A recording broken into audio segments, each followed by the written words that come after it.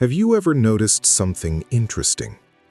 Some people speak constantly, yet no one truly listens.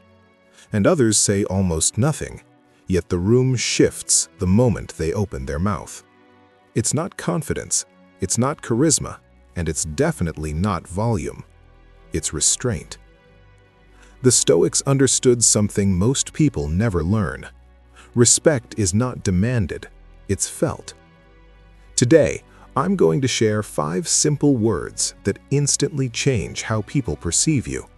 Not because they're clever, but because they signal strength, calm, and self-mastery. Stay with me until the end, because the final insight explains why these words work.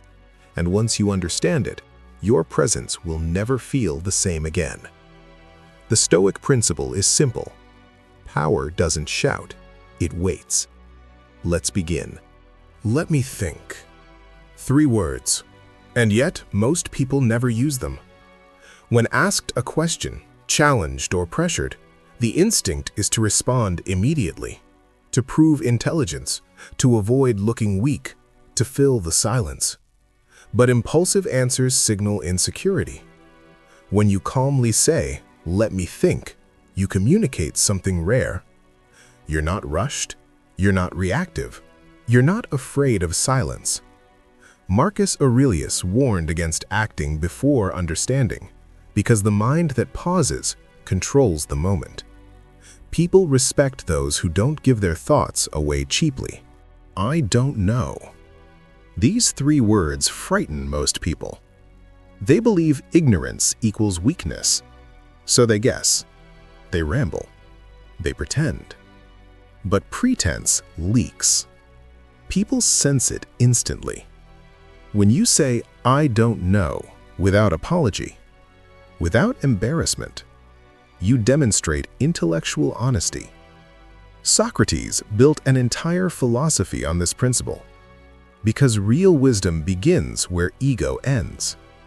And paradoxically, the moment you stop pretending to know everything, people start trusting what you do say.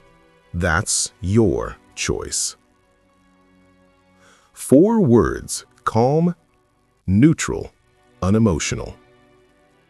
When someone tries to provoke you, pressure you, or manipulate you, most people argue, defend, over-explain. But Stoics don't chase control. They recognize it. When you say, "That's your choice," you quietly remove yourself from the emotional battlefield. You're not resisting. You're not submitting. You're standing still. And nothing unsettles insecure people more than someone they can't move. If this resonates with you, consider subscribing. This channel is for those building quiet power, self-mastery, and presence, one thought at a time. Silence. Yes. The 4th word is no word at all. Most people fear silence. They rush to fill it with noise.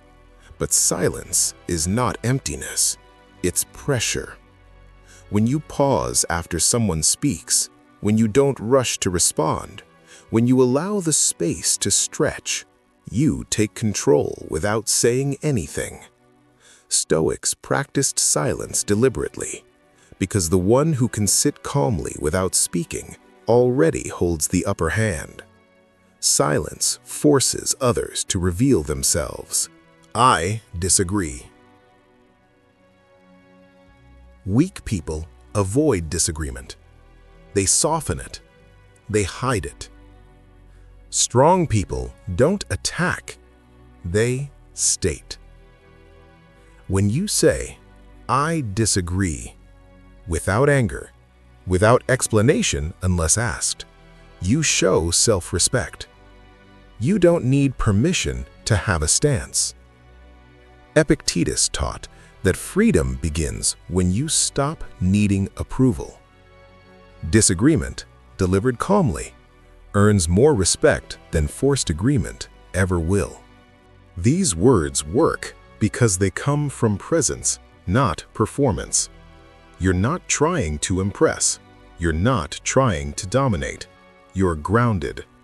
Respect follows those who pause before reacting, admit limits, refuse emotional manipulation, honor silence, hold their ground calmly. Attraction isn't about adding more, it's about removing desperation. The need to explain, the need to please, the need to win. And when those fall away, what remains is authority. If this changed how you think about communication, like the video and subscribe to Mindiq Lab. And comment below, which one will you practice first? Let me think. I don't know. That's your choice. Silence. Or, I disagree. Choose one. Use it today. And watch how people respond when your words finally carry weight.